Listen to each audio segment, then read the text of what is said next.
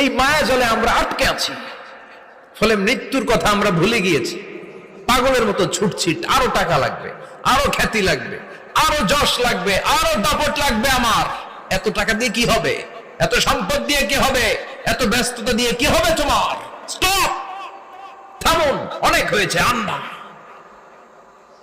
থামুন, take a rest, take a breath and think about death.